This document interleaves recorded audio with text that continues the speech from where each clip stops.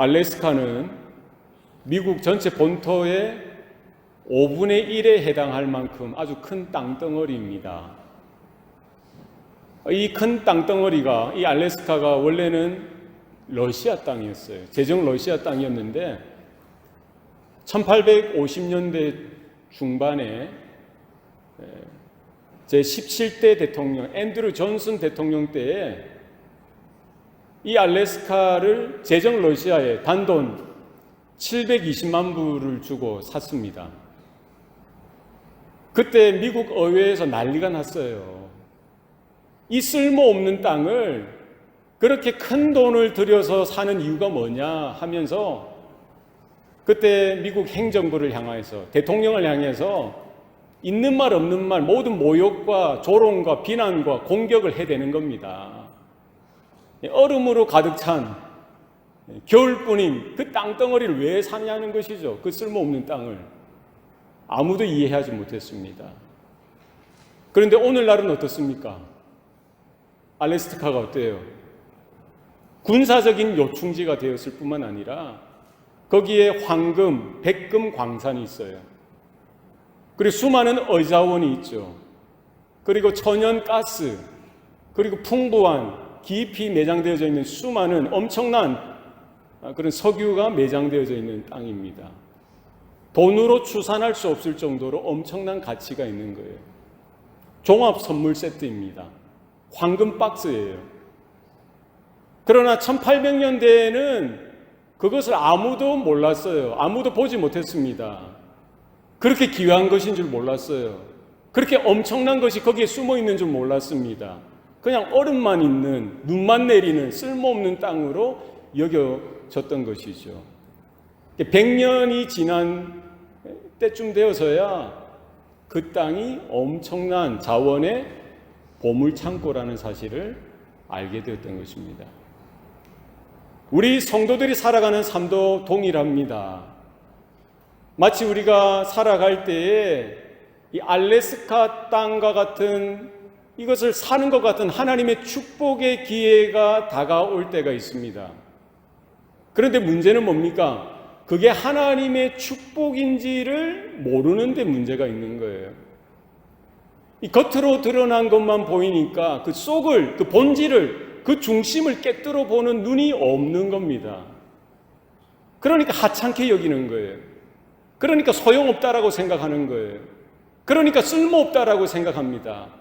그렇지 않습니다. 믿음의 눈으로 바라볼 때에 하나님의 엄청난 보화를, 하나님의 엄청난 축복을 발견할 수 있게 되는 줄로 믿습니다. 우리가 믿음의 눈으로 올 한 해 새해를 열어 나가시기를 바랍니다. 불평할 수밖에 없고 원망할 수밖에 없는 그런 형편 속에서도 우리는 생명나무를 선택하고 우리의 말이나 행동을 절제하고 믿음으로 고백하고 믿음으로 반응하는 저와 여러분 될 수 있기를 소원합니다. 힘들 수 있죠. 어려울 수 있습니다. 그러나 그 고난의 때가 하나님의 복이 이렇게 감추어져 있는 하나님의 역사요, 하나님의 손길이라는 사실을 발견할 수 있는 영적인 통찰력, 믿음의 눈이 저와 여러분 가운데에 있기를 축복합니다. 눈이 열려져야 돼요. 여러분, 정말 이게 기회인 줄 알아야 되는데, 복인 줄 알아야 되는데, 진리를 통해서 하나님의 역사를 바라볼 수 있어야 되는데 보지 못한다면 어떻겠습니까? 어리석은 거죠. 우매한 거죠. 그게 우리 인생의 비극이 됩니다. 보아도 보지 못하는 거예요. 들어도 듣지 못하는 겁니다. 깨닫지 못하는 거예요. 그게 우리 인생을 힘들게 하고 어렵게 하는 것이라는 것이죠. 복음을 통해서 하나님의 진리, 하나님의 생명의 말씀을 통해서 우리는 하나님 나라의 보화를, 하나님 나라의 영광을 우리가 바라볼 수 있어야 할 것입니다. 예수님께서 빌라도 법정에서 재판을 받으실 때에 마지막 빌라도가 내뱉은 말이 있습니다.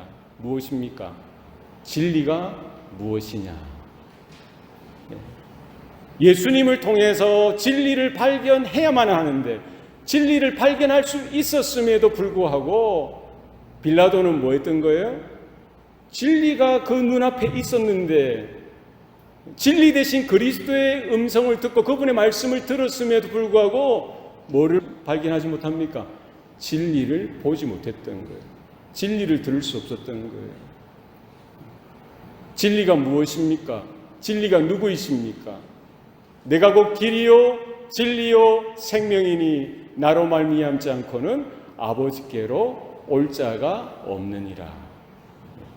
진리를 알지니 진리가 너희를 자유케 하리라. 진리 대신 그리스도를 통해서 그분의 말씀을 통해서 하나님을 발견하고 아버지 하나님의 영광을 바라보고 예수 그리스도 안에 있는 그 진리의 풍성한 은혜를 발견할 수 있어야 되는데 발견하지 못한 거예요. 빌라도만 그렇습니까? 대제사장들도 그렇고요, 바리새파 사람들도 그렇고요, 사두개파 사람들도 그렇고, 율법학자들도 그렇고, 유대교 장로들도 그렇고, 산헤드린 공회원들, 그 모든 그때 당시 종교 지도자들이 똑같이 진리 대신 그리스도를 보고서도 그분을 통해서 하나님의 말씀을 듣고서도 보지 못했고 듣지 못했던 거예요. 보아도 깨닫지 못하고 들어도 알 수 없었던 것입니다. 그것이 이 세대, 오늘 이 세상 가운데 수많은 사람들, 이 인생의 비극이요, 이 땅의 어리석음이라는 것입니다.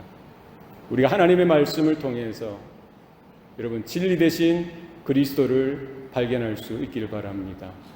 하나님의 은혜 가운데 감추어진 하나님의 복을 우리가 꿰뚫어 볼 수 있는 이와 같은 영적인 안목이 우리 가운데 있기를 바랍니다. 하나님의 말씀을 읽고 들을 때에 하나님께서 깨닫게 하시는 하나님의 진리를, 생명의 말씀을 우리가 통해서 믿음으로 반응하는 저와 여러분 되시기를 축복합니다.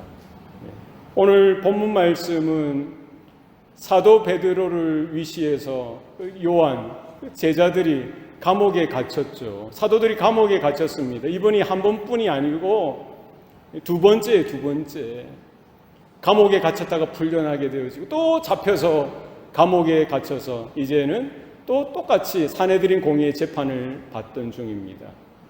사도들은 똑같이 무엇을 증거합니까? 복음을 증거하죠. 복음의 변증을 펴니다. 그들의 신앙, 그들의 믿음을 증거합니다.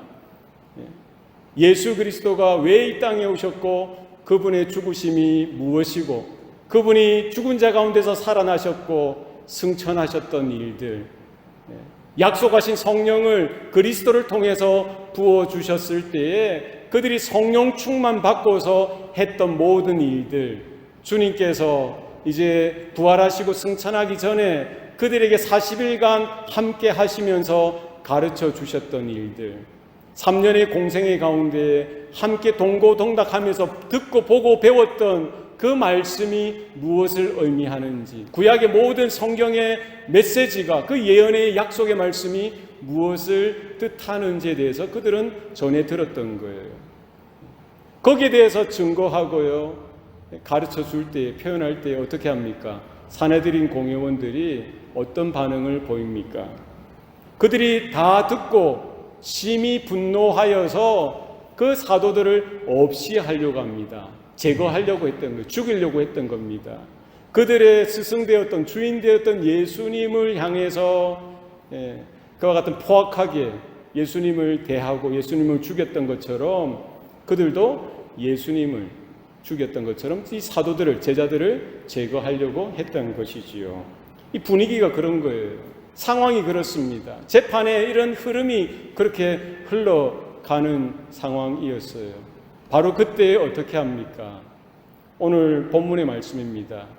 바리새인이었던 가말리엘은 율법 선생이었어요. 율법 학자였고요. 많은 백성들에게 존경받는 사람이었습니다. 그가 그 재판 중에 험악한 그런 분위기 속에서 일어나서 당당하게 이야기했던 거예요. 물론 가말리엘 이 율법학자도 예수님을 십자가에 못 박는 거기에 찬성 투표를 했던 사람입니다만 지금 되어지는 모든 상황들, 사도들을 통해서 증거되어졌던 모든 이야기들을 전해 듣고 그나마 그들 중에 이 한 사람은 조금 더 이성적이었고요, 조금 더 균형이 잡혀 있었던 것이지요. 함께 몰려가는 것이 아니라 이 상황 속에서 제대로 어느 정도는 판단하고 다시 한 번 더 이의를 제기했던 것입니다. 뭐라고 이야기하고 있습니까? 38절입니다. 이제 내가 너희에게 말하노니 이 사람들을 상관하지 말고 버려두라. 이 사상과 이 소행이 사람으로부터 났으면 무너질 것이요, 만일 하나님께로부터 났으면 너희가 그들을 무너뜨릴 수 없겠고 도리어 하나님을 대적하는 자가 될까 하노라 하니.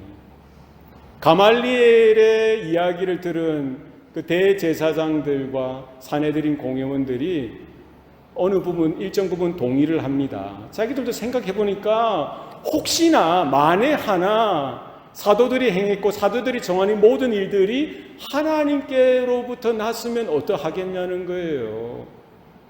다 이해하지 못했던 것이지만 그래도 그 가말리엘의 이야기가 어느 정도 설득력이 있었고요, 거기에 동의하여서 어떻게 합니까? 그 사도들을 채찍질하고 이제 더 이상 예수의 이름으로 아무것도 말하거나 아무것도 행하지 말 것에 대해서 경고하고 협박하고 그냥 풀어주게 되는 것이지요. 오늘 가말리엘이 이야기했던 이 내용을 통해서 우리 이 마지막 때에 살아가는 우리 성도들에게 있어서도 우리의 믿음이 어떠해야 하는지, 우리의 신앙의 경지가 어떠해야 하는지를 우리가 한번 돌아보고 확인할 수 있어야 할 것입니다. 우리가 무엇을 해야 됩니까? 우리의 믿음이 어떠해야 합니까? 무엇이 진리인지를 분별할 수 있어야 하는 거예요. 사람의 일인지 하나님의 일인지를 분별할 수 있어야 됩니다. 이것이 과연 사람의 일이냐 하나님의 일이냐를 분별할 수 있어야 돼요. 목회를 한다고 해서 다 모든 것이 하나님의 일이 될 수가 없는 거예요. 선교를 한다고 해서 모든 선교가 하나님의 일이 될 수가 없는 겁니다. 성도의 삶이라고 해서 우리 모든 삶이 하나님의 일이 될 수는 없는 거예요. 분별해야 돼요. 내 야망을 가지고, 내 욕망을 가지고, 내 육신적인 비전을 가지고 목회를 한다고 한다면 그것이 뭐예요? 하나님의 일이 될 수 있습니까? 그거는 포장은 하나님의 일일지 모르겠지만 명백하게 사람의 일이 될 수밖에 없는 거예요. 우리 모든 성도들이 그렇습니다. 우리가 열심히 기도하고 신앙생활한다고 하는데 과연 이것이 하나님의 일인지 사람의 일인지를 스스로 분별할 수 있어야 됩니다. 무엇으로 가능한 거예요? 내 열심이, 내 경건의 모습이, 내 신앙의 삶이, 내 헌신하는 삶이 이것이 어디에서부터 왔는지를 분별할 수 있어야 돼요. 하나님의 뜻을, 하나님의 그 은혜를 이야기하지만 혹시 내 안에서 어떤 욕망으로, 내 어떤 야망으로, 내 어떤 만족으로 내 안에 있는 어떤 자기의를 나타내고 이루기 위한 것인지 그 동기를 분별할 수 있어야 합니다. 무엇으로 가능합니까? 우리가 진리의 비침을 받아야 돼요. 성령의 조명하심을 받아야 됩니다. 날마다 내 자신을 쳐서 복종케 하는 은혜가 없이는 우리도 스스로 속는 거예요. 내가 신앙생활 열심히 하고 내가 헌신하고 잘하고 있는 것, 스스로 만족하는 겁니다. 스스로 속는 거예요. 남들도 속일 뿐만 아니라 스스로가 스스로를 먼저 내 자신을 속이는 거예요. 그렇게 해서는 안 됩니다.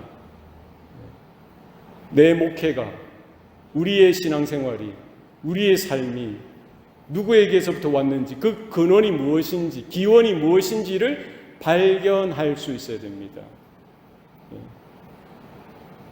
기억하시기 바랍니다.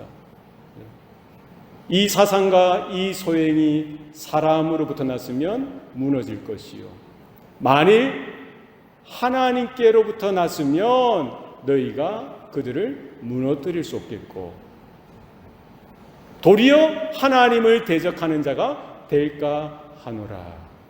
사도들이 전했던 그 사상이 뭡니까? 사도들이 행했던 그 소행이 무엇입니까? 사도들이 뭘 전했어요? 자신들의 이념을 전했습니까? 자신들이 평생 살아오다 보니까 겪었던 그 경험담을 전했습니까? 세상적으로 그때 당시 유행하던 그런 이념을 전했습니까? 예? 세상의 새로운 학문에 대해서 그런 이론들을 전했습니까? 무엇을 전했어요? 사도들이 지금까지 했던 것이 무엇입니까? 예수님을 3년 동안 따라다녔고 예수님의 죽으심과 부활을 경험했고 부활하신 예수님을 통해서 배웠던 그것이 무엇이었던 겁니까? 무엇을 행했습니까? 무엇을 했던 겁니까? 자신들의 이론이나 자신들의 어떤 신념이나 자신들의 철학을 전한 게 아니죠. 자신들이 원했던 그 어떤 꿈을, 자신들의 비전을 펼쳐서 행했던 것이 아닙니다. 무엇을 한 거예요? 이 사상과 이 소행이 어디에서부터 시작되어진 겁니까?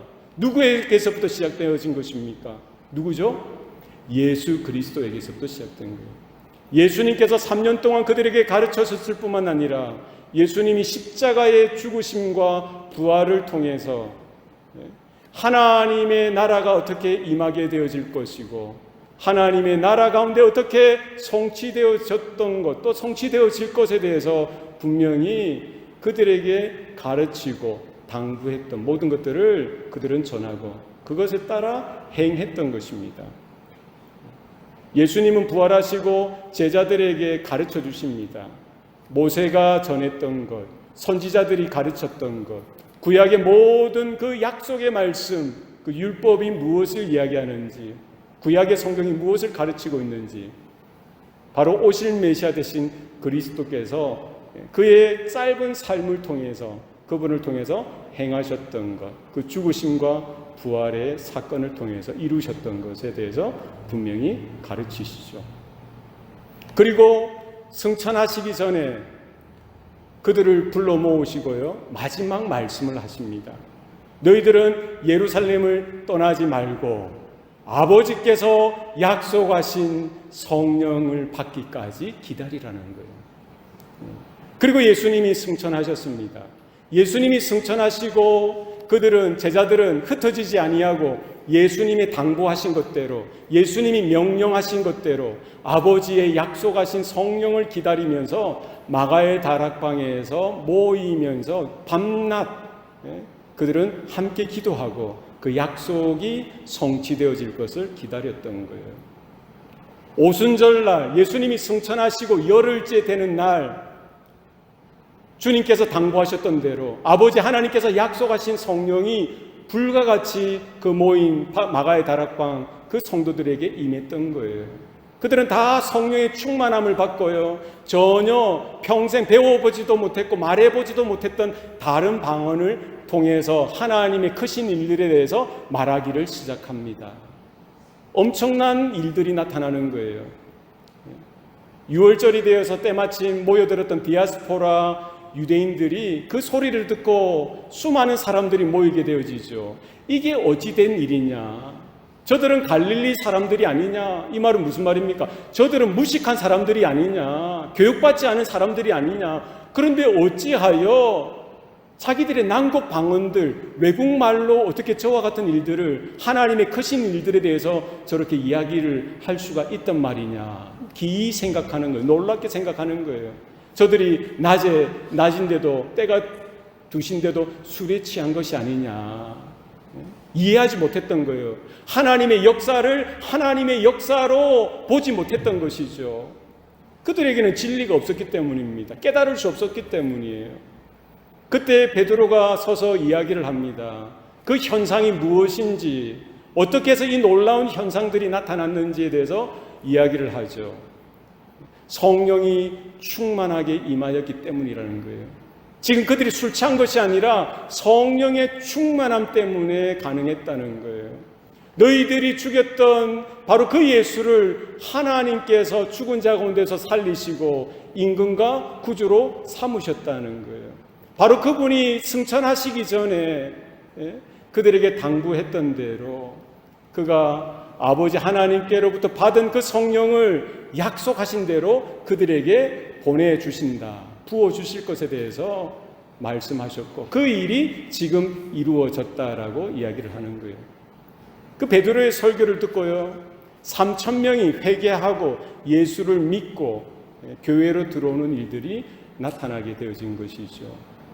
엄청난 일이 되어진 거예요. 이것이 베드로가 설교를 잘해서였습니까? 베드로의 말에 어떤 설득력이 있고 논리가 있고 이해력을 부추기는 것과 같은 힘이 있었기 때문입니까? 누구의 실력입니까? 사람이 한 게 아니라는 거예요. 사람이 한 게 아니에요. 베드로가 일자무식이지 않습니까? 학문 없는 범인이라고 조롱받지 않았습니까? 3년 동안 예수님을 따라다녔지만 여전히 그는 어부 출신이고요. 말을 뭐라고 어떻게 잘했겠습니까? 그 어떤 이런 지식이 있었겠습니까? 누가 도와주셨기 때문이에요? 하나님의 성령을 받으니까, 주님께서 약속하신 대로 하나님의 권능이 임하니까 그 말하는 가운데 하나님의 능력이 나타나고 하나님의 역사가 나타났던 것이지요. 모였던 수많은 사람들이 이제 초대교회로 들어오게 되어지고요. 그들이 밤낮 사도의 가르침을 받고 함께 합심하여 기도하고 하나님의 은혜를 누리게 되어지죠. 그러니까 자기 재물을 자기 것이라고 여기지 아니하고 유무상통하는 거예요. 다 팔아서 가난한 자들에게 나눠주는 겁니다. 자기 것을 자기 것이라 주장하지 않는 일들이 그 초대교회 공동체 가운데 일어나는 거예요. 이런 소식이, 이런 내용이 믿지 않는 자들에게 예루살렘과 온 유대 가운데 그 소식이 전해지지 않았겠어요?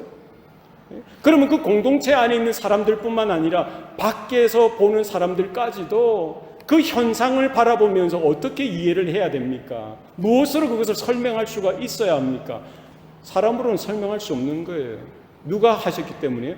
하나님께서 하셨던 거예요. 성령의 은혜로 가능했던 겁니다. 하나님의 역사예요. 승천하신 예수께서 지금 하늘 보좌 우편에 앉아 계시지만 그가 그 교회를 하감하시고 그들을 살피시고 약속하신 성령을 통해서 그리스도의 영 되신 성령을 통해서 일하셨기 때문에 이와 같은 일들이 발생할 수가 있었던 것이지요. 사도들이 이제 성전에 올라가면서 그 미문 앞에 앉아있던 나면서부터 안진뱅이 되었던 사람을 보고는요, 고쳐줍니다. 나사렛 예수 이름으로 명하노니 일어나 걸어라. 나면서부터 안진뱅이였습니다. 그가 벌떡 일어나서요, 손을 들고 펄떡펄떡 뛰면서 뛰기도 하고 걷기도 하면서 여호와 하나님을 찬양하는 거예요. 성전에 가서 예배 드릴 수가 있게 되어진 겁니다. 거기에 모였던 사람들만 그걸 보았겠어요? 수많은 사람들이 그 소식을 듣고요, 그 베드로를 바라보며 요한을 바라보며 사도들을 바라보며 놀라워했던 거예요. 마치 그들의 경건이나 그들의 능력으로 이와 같은 일들이 벌어진 것처럼 그들이 생각했던 것이죠. 그 생각할 수 있죠. 베드로가 대단했기 때문에, 사도들이 대단했기 때문에 그와 같은 일들을 한 거 아니냐. 베드로가 뭐라고 이야기합니까? 그들을 앞에서 가슴을 치는 것이죠. 이것은 우리의 경건이나 우리의 능력으로 한 것이 아니라 너희들이 십자가에 달려 죽였던, 그러나 하나님께서 다윗의 약속대로 그를 죽은 자 가운데서 달리 살리시사 임금과 구주로 삼으셨던 바로 그분 예수의 이름으로 우리가 이와 같은 일들을 할 수 있었다라고 이야기하는 거예요. 이와 같은 모든 그때 초대교회 가운데 생겨났던 그 일들, 전했던 메시지에 대해서 사내들인 공회에 서서 분명하게 다시 한 번 더 반복하면서 증거했던 것입니다. 대제사장들, 서기관들, 율법학자들, 바리새파 사람들, 종교 지도자들, 그들은 율법에 정통했죠. 구약 성경에 정통했던 사람입니다. 그렇다고 한다면 정말 그 사건을 통해서, 그 현상을 통해서, 사도들의 그 메시지를 통해서 무엇을 발견할 수 있어야 됩니까? 무엇을 발견해야만 했습니까? 뭐예요? 그 예수 그리스도 가운데 나타났던 하나님 아버지의 영광을 발견할 수 있어야 되죠. 이 사람이 하는 일이 아니라 하나님께로부터 나온 역사라는 사실을 발견할 수 있어야 됩니다. 하나님이 이루셨다는 거예요. 하나님이 지금도 살아계신다는 거예요. 하나님께서 행하시는 그 역사를 발견하고 자신의 죄를 깨닫고 회개하고 돌이켜야 되는데 그들은 어떻게 합니까? 여전히 마음이 완고합니다. 여전히 자신의 고집을 꺾지 않습니다. 자신의 불순종을 깨닫지 못합니다. 자신의 완악함을 돌이키지 않습니다. 왜 그렇습니까? 여전히 눈이 어두워졌기 때문에, 여전히 귀가 가리어졌기 때문입니다. 진리 되신 그리스도를 보았죠. 그분의 말씀을 들었습니다. 이제 그분이 죽으시고 부활하시고 승천하신 이후에 맡기신, 당부하신 그 일을 누가 감당하는 거예요? 사도들이, 초대교회 성도들이 그 일을 대신해서 그리스도의 영광을 드러내고 복음을 드러내고 구원의 은혜를 드러내는데도 여전히 그들은 마음이 강팍하여서 분별하지 못하고 구분하지 못하고 사람의 일로 치부하고요. 그냥 어떤 종교적인 이런 지도자가 나타나서 사라졌던 그것쯤으로 치부하고 그냥 무시하고 던져버리는 것이죠. 여러분, 우리의 신앙의 삶 가운데 하나님의 진리 가운데 설 수 있길 바랍니다. 하나님이 행하시는 일들을 분별하여 바라볼 수 있어야 됩니다. 거창한 교회 예배당이 있다고 해서 수만 명의 수십만의 사람들이 모인다고 해서 그것이 하나님의 일이다. 그것은 착각입니다. 초대교회를 보십시오. 예수님이 오셨던 때를 보십시오. 세례 요한의 사역을 보시기 바랍니다. 광야에서 외치는 자의 소리라고 했어요. 세례 요한의 사역을 보세요. 광야에서, 유대 광야에서 그냥 외치는 거예요. 낙타털옷을 입고요. 석청을 먹으면서 지팡이를 짚고, 거기 무슨 건물이 있었습니까? 거기 무슨 수많은 사람들의 헌금이 있었습니까? 그러나 세례 요한의 사역은 뭐예요? 사람의 일입니까? 사람에게서부터 났습니까? 자신의 욕망을 위한 사역입니까? 자신의 세상적인 비전을 위한 사역이었어요? 누구의 사역이었습니까? 하나님께로부터 온 거예요. 하나님의 사역이었던 것입니다. 그때 당시 여전히 예루살렘 성전이 아주 웅장하게 찬란하게 세워져 있었어요. 그 안에 여전히 대제사장들이 있었고 바리새파 사람들, 사두개파 사람들, 율법학자들, 장로들, 그 종교 지도자들이 있었죠. 매주 매 시간마다 예배를 드리고 양을 잡고 소를 잡고요, 제사를 드리고 기도를 올리고 찬양을 하고 웅장한 그 분위기 속에서 수많은 사람들이 몰려드린 그곳에서 예배를 드리고 제사를 드린다고 해도 그것이 뭐라는 거예요? 그것이 뭡니까? 그것이 하나님이 기뻐하시는 일이었습니까? 그렇지 않다는 거예요. 예수님께서 무엇이라고 책망하십니까? 마태복음 21장에 보면은요, 예수님께서 이제 고난의 길, 십자가의 길을 가시기 전에 예루살렘에 입성하시고요, 호산나 호산나 다윗의 자손으로 오신 이여 그들의 찬양을 받으십니다. 그리고 바로 성전으로 들어가세요. 그리고 그곳에 뭐 하세요? 장사 소굴이 되어, 강도의 소굴이 되었던 그 자리를 청결케 하십니다. 짐승들을 쫓아내시고요, 비둘기를 쫓아내시고 동전 바꾸는 자의 상을 다 엎으시면서 너희들이 어찌하여 하나님의 집을 강도의 소굴로 만드느냐. 내 하나님의 집은 어떤 집이라고요? 기도하는 집이다라고 말씀하시는 것이죠. 무엇이 하나님의 일입니까? 무엇이 사람의 일입니까? 여러분, 분별할 수 있기를 바랍니다. 성경을 통해서 나의 삶을 바라보면서 이 세상을, 이 시대를 바라보면서, 교회를 바라보면서 우리가 선택하고 우리가 순종하여 따라가야 될 길이 어디냐는 거예요. 우리가 행해야 될 것이 무엇이냐는 거예요. 우리는 성령의 감동하심, 하나님의 감동으로 기록되어진 성경 말씀을 통해서 진리를 발견하고 예수 그리스도를 발견하고요, 그분이 가르쳐 주신 대로 경고도 받고 책망함도 받고 교훈도 받아서 날마다 거룩해지며 의로워지며 온전케 되어지는 일들이 우리 성도들의 삶 가운데 나타나야 할 것입니다. 모든 선한 일을 행하는데 온전케 하시는 그 아버지의 뜻이 우리 교회 가운데, 우리 성도들의 삶 가운데 나타나야 할 것입니다. 여러분, 착각하시면 안 돼요. 나는 잘 산다, 나는 바르게 산다, 나는 믿음으로 산다, 나는 아직 구원 안에 있다라고 생각하면서 자행자지하는, 자기 마음대로 사는 거예요. 자기 욕망을 따라, 자기 기분 따라 자기가 주인이 되어지는 거예요. 여전히 자기가 주인이에요. 내 기분이 안 맞으면은 안 되는 거예요. 아무리 은혜가 있어도, 아무리 진리가 옆에 있어도 내 기분에 내가 주인이 되어져서 판단하는 그게 안 되는 거예요. 그러시면 안 됩니다. 포기하셔야 돼요. 너희가 나를 따라오려거든 날마다 자기를 부인하고 자기 십자가를 지고 나를 쫓을 것이니라. 주님께서 초청하시지 않습니까? 수고하고 짐진 자들아 다 내게로 오라. 내가 너희를 쉬게 하리라. 주님께서 우리에게 초청하시는 거예요. 나의 멍에를 메고 내게 와서 배우라. 주님께서 말씀하십니다. 그리하면 너희 마음이 쉼을 얻으리라. 내 마음대로 하는 것이 신앙생활 아닙니다. 내 의가 나타나는 게 신앙생활 아닙니다. 내 기분 따라 하는 것, 그거 하나님의 일 아닙니다. 철저하게 자기를 죽이고 자기 의를 죽이고 철저하게 낮아지고 주님과 같이 겸손해지고 주님의 몽해를 메고 날마다 자기를 부인하고 그 십자가를 지고 주님을 따라가는 삶이 없이는 한순간도 우리는 하나님의 뜻을 깨닫지도 못하고 하나님의 일을 감당할 수 없다는 사실을 여러분 기억하실 수 있길 바랍니다. 우리 가운데 겨자씨 하나과 같은 믿음이면 족합니다.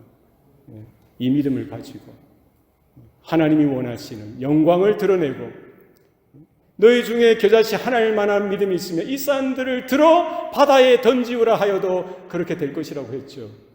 겨자씨 하나일과 같은 믿음이 있으면 되는 거예요. 우리 가운데 이 믿음을 가지고 살아 역사하는 믿음을 통해서 주님이 곧 오시마 하셨던 그날을 준비하고 이 세상과 타협하지 아니하고 내 욕망을 절제하고 끊어버리고 주님의 뜻에 100% 순복하고 항복하고 하나님의 이런 열심 앞에 우리가 설득당하여서 두 손 높이 들고 무릎 꿇고 주님 나를 받아주시옵소서. 2020년 한 해도 주님 받아주시고 아버지의 영광이 드러나는 한 해가 되게 하여 주옵소서. 이와 같은 기도가 이루어지는 한 해가 되시기를 축복합니다. 기도하시겠습니다. 살아계신 아버지 하나님, 오늘도 우리에게 복을 주시니 감사합니다.